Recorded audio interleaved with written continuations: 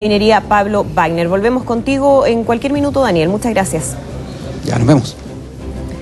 Y nosotros seguimos aquí en el estudio para comenzar a analizar lo que se va a vivir justamente durante las próximas horas en la cuarta sala de la Corte de Apelaciones. Estamos con los abogados Cristian Riego, abogado y académico de la Universidad Diego Portales, y también Ignacio Méndez, abogado y académico de la Universidad Andrés Bello. ¿Cómo están? Muchísimas gracias por acompañarnos aquí en Televisión Nacional y Canal 24 Horas. Para empezar a conversar, me gustaría saber cuál es su visión respecto a la prisión preventiva que se decretó hace exactamente una semana. ¿Fue una medida justificada, argumentada, o para ustedes fue demasiado drástica? Comenzamos por acá. A ver, lo que pasa es que sobre esto hay una discusión en Chile, y yo diría lo siguiente para sintetizar. A mí me parece que desde el punto de vista constitucional de la presunción de inocencia, uno podría decir que esta prisión preventiva es exagerada o no es justificada porque es difícil identificar con precisión cuáles son los riesgos que la libertad de esta persona pueda generar para el proceso. Pero hay otro punto de vista que es el punto de vista de la igualdad ante la ley. El Congreso en los últimos años ha venido pasando una serie de leyes que en síntesis le dicen a los jueces: mire, cuando se trate de un delito grave, usted deje presa a la persona y no se preocupe demasiado por la existencia o no de un riesgo específico. Este sistema, que ha sido creado por la ley, por varias leyes en realidad, es el que se aplica mayoritariamente todos los días.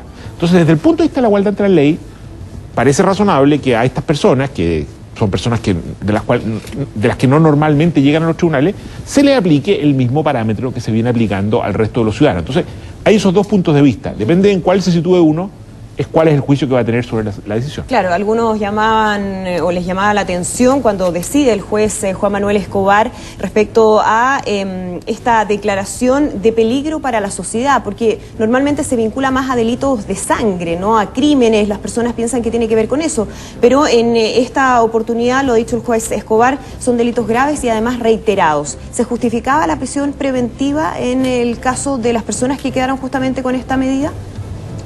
Yo creo que es súper sano que hagamos una breve memoria y además a su vez un contrapunto, porque el juez Escobar, no obstante que en su parte conclusiva decretó la prisión preventiva en virtud de que se consideraba que estaba más que frente a delitos graves, estaba frente a bienes jurídicos de mucha relevancia. Porque respecto a la gravedad de los delitos hizo una prevención que me parece un contrasentido, porque dijo que estábamos frente a delitos que no eran graves, que de acuerdo al concierto de penas y de concierto de demás delitos que está en el Código Penal, no tenían una sanción importante. Él logró llegar a un umbral de pena relevante que pudiese justificar, a mi modo de ver, esta prisión preventiva desde el punto de vista del tratamiento que le dio a la reiteración, ¿ya? Las penalidades objetivamente no son altas, de hecho podríamos estar hablando de penalidades altas hasta hace 2 meses atrás, solamente respecto a don Pablo Wagner, en lo tocante al delito de lavado de activos, pero hoy día ya no. Por tanto, la declaración que él hace respecto de que estamos frente a delitos que no son graves desde el punto de vista de la penalidad, no desde el punto de vista de la apreciación de la sociedad o de la repudiabilidad social, digamos. Estoy hablando de la penalidad. En eso el juez Escobar fue muy claro y en ese sentido debe haber seguido una línea coherente y a mi modo de ver no la siguió y más bien la trabajó desde un punto de vista de un manejo técnicamente, a mi modo de ver, errado de una proyección de pena en base a la reiteración de estos delitos. ¿Ustedes creen o cuál es el pronóstico que se puede hacer respecto a lo que va a suceder hoy día? ¿Es posible, en base a la información que se maneja, que la Corte de Apelaciones pueda revertir la medida en algunos casos en específico? Yo creo que es posible. Hay varios temas que están en discusión y de los cuales depende que se mantenga o no la prisión preventiva. Uno es este: ¿cuál es el marco normativo? Que no es demasiado claro.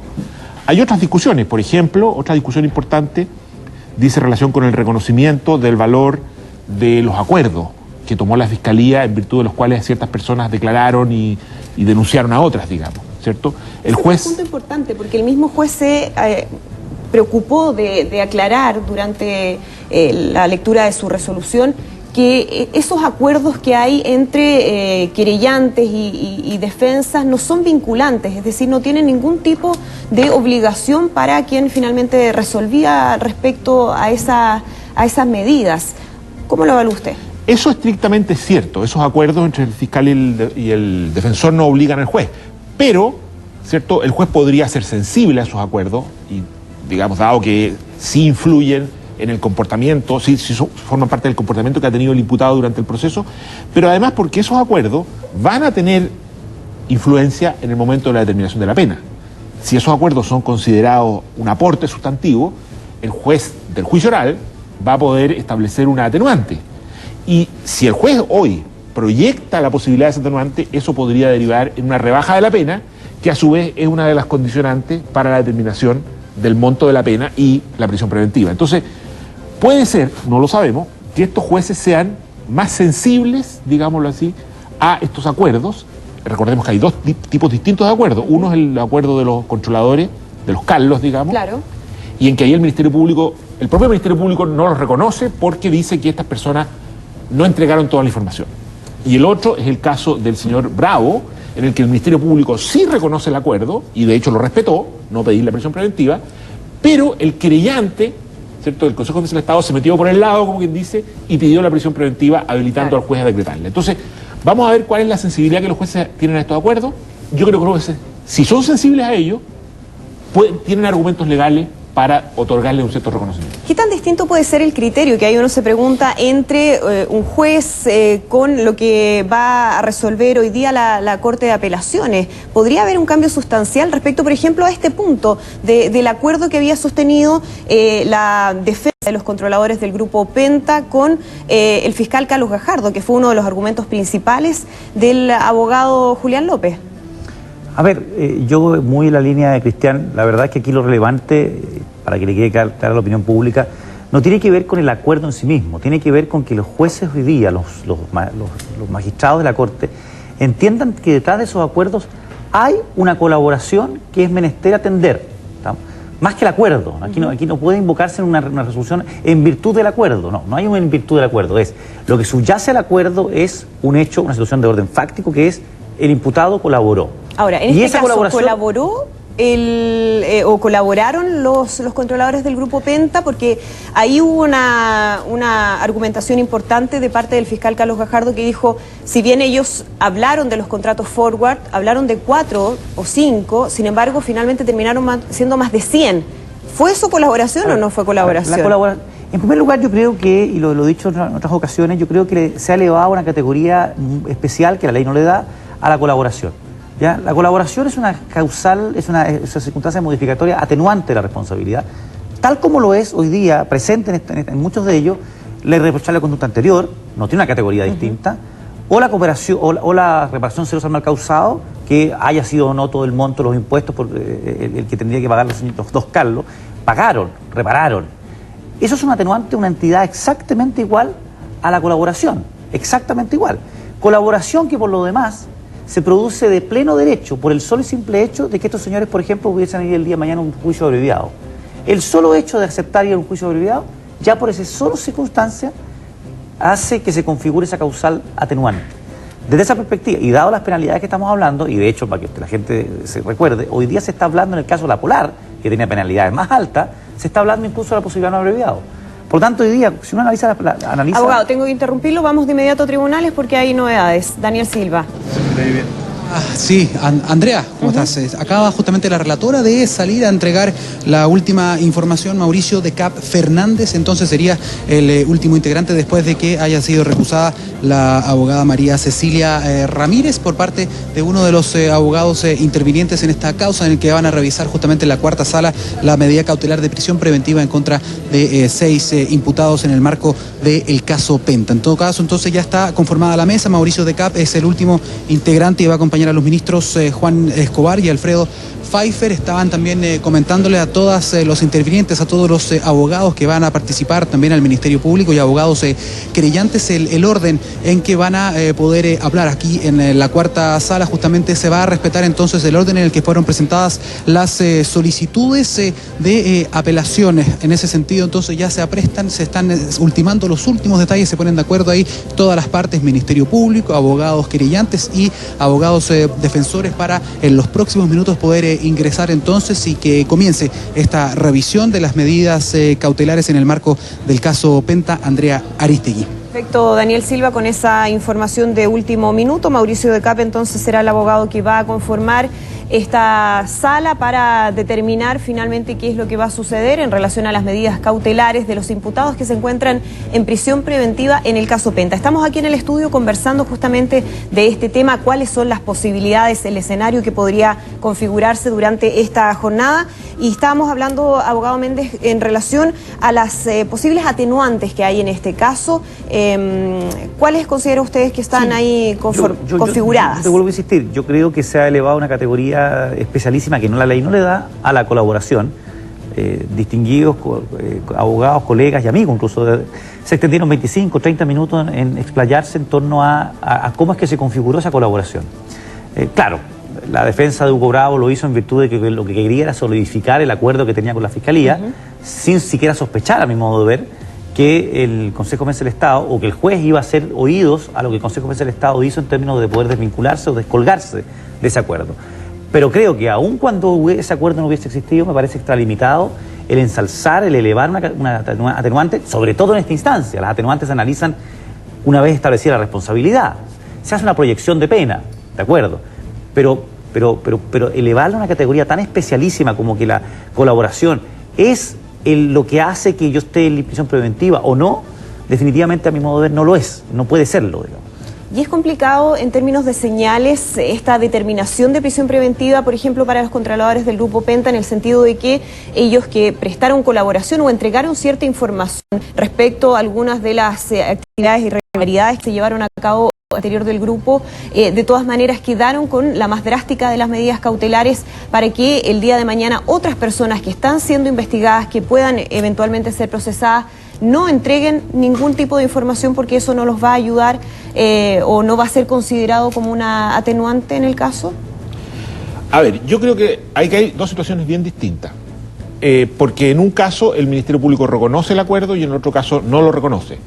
A mí me parece que es lógico que el Ministerio Público pueda llegar a acuerdos con las partes, con los imputados, y esos acuerdos debieran tener un cierto valor para que el Ministerio Público cuente con una herramienta para incentivar a las personas a colaborar. A mí me parece que ahí lo complicado está en el surgimiento de un segundo representante estatal. Esto es bastante absurdo, la verdad, que tengamos en un juicio 3 representantes del Estado y que además actúen con lógicas distintas, ¿cierto? A mí me parece que eso es un problema en sí mismo. Yo creo que este caso muestra esa dificultad del sistema.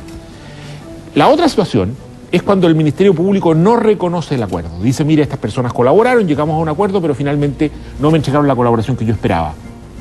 Eso, por ejemplo, en el sistema norteamericano, que es de donde proviene toda esta cultura de los acuerdos, se maneja en el sentido de que efectivamente quien colabora tiene que tomar un compromiso de decir toda la verdad y no puede ocultar información. El Ministerio Público ahora dice que estas personas habrían ocultado información. Eso no lo sabemos hoy, porque realmente habría que conocer el caso mucho más en detalle. Yo creo que tiene cierto sentido, y eso va a ser materia del juicio oral, el analizar si el acuerdo fue un acuerdo realmente completo, que entregó información sustantiva, o si en realidad fue un comportamiento estratégico, pero que ocultó información muy relevante. Yo creo que eso va a tener que ser juzgado en el juicio, pero a mí me parece que como criterio de validación del acuerdo tiene sentido, sin pronunciarme si en este caso, porque no tengo la información, claro, ¿cierto? Pero tiene sentido que eso sea un criterio para que el juez determine si el acuerdo tiene valor o no. Ahora, ¿qué tanto podrían variar las medidas cautelares que fueron determinadas la semana pasada por el juez Escobar? ¿Es posible, por ejemplo, que de la prisión preventiva, que es lo más grave o lo más drástico, baje a solamente un arraigo, una firma semanal o mensual, o normalmente baja un grado hasta un arresto domiciliario que puede ser parcial o total? ¿Qué es lo que sucede en este tipo de casos normalmente? A ver, el artículo 155 consagra todas las medidas cautelares, salvo la prisión preventiva. Ya, puesto que la prisión preventiva en el artículo 140 se regla de manera más o menos taxativa, digamos, interpretativa, pero más o menos taxativa, cuáles son sus requisitos para que se establezca. El artículo 155 establece una nómina de medidas cautelares que, si uno las analiza, podría considerar que están en una suerte de orden de gravedad, de orden de levedad o gravedad. Y desde esa perspectiva, el pensar de que podría derivar de o devenir de una prisión preventiva a una de tan bajo rigor como podría ser una firma quincenal, por ejemplo, la cautelar que tiene don Carlos Bombal, definitivamente sería un golpe a la cátedra de la Corte, porque de alguna u otra manera lo que estaría diciendo, sin decirlo necesariamente, que varios de los presupuestos que estableció el juez en su audiencia, en su fallo, del punto de vista de la verificación del delito, la participación o de los presupuestos de peligrosidad, definitivamente no se dan, ¿ya? Definitivamente no se dan. Sería muy extraño, normalmente, de hecho esto se denomina sustitución de cautelar, ¿ya? No es revocación, es una sustitución, y normalmente esa sustitución es hacer una medida cautelar que cumpla los fines del proceso, ¿ya? Que no inobserve el principio de presunción de inocencia, pero no a niveles de desacreditar del todo aquellas consideraciones que haya hecho el juez en el fallo de la semana pasada, que fue un fallo que puede estar errado a los ojos de alguna parte o algún abogado, pero es un fallo fundado. Ya, es poco probable entonces, pero es posible, está dentro de las posibilidades. Pero yo diría que lo más probable es que si se dejara sin efecto alguna de estas prisiones preventivas, pasáramos al arresto domiciliario, dado que sobre todo el señor Tocornal, por ejemplo, ya está en esa, y el propio abogado de él lo aceptó. Entonces sería raro que él le dieran a otros imputados que tienen participación más grave que él una medida más leve que la que le dieron a él. Yo creo que la medida de él fija un poco un parámetro mínimo del cual no... Para lo que va a pasar con el resto. Exacto. Ahora, ¿qué podría pasar con Hugo Bravo? Recordemos que él inmediatamente después de ingresar al anexo cárcel Capitán Llaver, a raíz de esta prisión preventiva, tiene que ser trasladado hasta el hospital penitenciario por problemas de salud que la defensa del imputado presentó además como argumento en varias oportunidades. Eso implica de alguna manera un factor importante a la hora de la determinación que va a tomar a la Corte en relación a su situación, es decir, que sea un elemento que vaya a ser considerado para disminuir esta medida cautelar o la gravedad de ella. Puede ser que esté en el criterio del juez, pero no creo que vaya a ser un criterio que se va a expresar. O sea, puede ser que los jueces subjetivamente tomen en cuenta eso para efectos de moderar la medida cautelar, pero no creo que lo vayan a manifestar como en ese sentido. Creo que los criterios que se van a manifestar son más objetivos y en todo caso el juez puede decretar todas las medidas necesarias para que el estado de salud de esta persona sea cuidado. En la cárcel existen muchas personas que están enfermas de distintas cosas, que están enfermos terminales y hay un sistema para cuidar la salud de estas personas. No creo que eso sea un factor, por lo menos, que vaya a estar sobre la mesa directamente. ¿Cuáles son los escenarios que podríamos enfrentar hoy? Si es que, por ejemplo, la cuarta sala de la Corte de Apelaciones se ratifica la decisión del juez Escobar en relación a la prisión preventiva de cada uno de estos 6 imputados, ¿hay otras oportunidades, opciones de apelación para sus defensas o se cierra completamente? No, podríamos ver algún abogado ingenioso con alguna suerte de amparo, que es de las pocas cosas que me atrevo a decir que pueden interponerse pero que no prosperarían. Pero yendo a tu pregunta y respondiendo con rigor, la respuesta rigurosa es que no existen más instancias ahora, en este instante. Ahora, como la prisión preventiva es esencialmente provisoria, digamos, esencialmente temporal, efectivamente esto puede ser revisado tantas veces como se estime por las defensas que los presupuestos que dieron origen originalmente a la prisión preventiva han variado. En el antiguo sistema, nosotros los abogados veíamos de este tipo de medidas de sustitución de medidas cautelares una vez por semana. Y la verdad es que la sensación que nos quedaba a los abogados que se sacaba por cansancio, ¿ya? Hoy día, afortunadamente, los jueces tienen un criterio un poco más riguroso desde el punto de vista de preguntarte, incluso verbalmente, inquirirte, decir, ¿qué nuevo me trae? ¿Qué distinto de lo que existía en su anterior audiencia me trae hoy día, señor abogado? Pues si no me trae nada nuevo, no venga a sentarse frente a mí. Y de ese punto de vista los abogados tienen bastantes resquicios desde el punto de vista de inventar, de encontrar, de construir una serie de presupuestos para los efectos de establecer menores grados de peligrosidad, menores grados de compromiso, de obstrucción a la justicia. No se preparan en este minuto de aquí en adelante argumentos que tengan que ver con desvirtuar los delitos. Ya es un tema de defensa de más largo aliento. Y sino que más bien se echa mano a los temas relativos a la peligrosidad, al arraigo. Y esos son los argumentos que luego se vuelven a vertir en una eventual audiencia de sustitución, que insisto, no existe un límite. Y es más, si no se hiciera, el juez está obligado a revisarlo luego de un plazo de investigación de 6 meses. Perfecto. Abogado, en el caso de que se sustituya esta medida cautelar, como decía el abogado Méndez, ¿eso se concreta de manera inmediata? Es decir, ¿saldrían hoy mismo desde la misma sala directamente hacia los lugares donde se ha determinado? Exacto. Ahora, lo que yo creo que se abre aquí, si es que se ratifica la prisión preventiva, yo creo que cambia el escenario en términos de los incentivos para la negociación. Yo creo que si se mantiene la prisión preventiva, para estas personas la perspectiva de pasarse, no sé, varios meses en la cárcel va a probablemente generar un incentivo muy fuerte en términos de eventualmente estar dispuestos a aceptar procedimientos abreviados. No sé si la Fiscalía, probablemente en algunos casos y en otros no, va a empezar a formular ofertas en tal sentido, ¿cierto? Por penas, digamos, de 4 años, 5 años, o sea, pena bajo. Las ofertas interesantes probablemente serían penas que se puedan sustituir. Y en ese caso, si alguno de ellos acepta, podríamos ver en los próximos semanas o meses, ¿cierto?, personas que vayan a ser condenadas por delitos que tengan penas de menos de 5 años y en consecuencia puedan cumplir esas penas en libertad. O sea, cambiar la prisión preventiva por una pena, digamos, de ese tipo. Perfecto, son las 9 de la mañana con 41 minutos, vamos a dejar hasta aquí la transmisión por Televisión Nacional, vamos a continuar por supuesto a través de nuestro canal 24 horas y en cualquier momento apenas haya novedad respecto al inicio de esta jornada de alegatos en la cuarta sala de la Corte de Apelaciones vamos a volver con esa información y también por supuesto muy atentos a lo que está ocurriendo con el incendio en Valparaíso. Que estén muy bien, buenos días. Caso Penta, la apelación.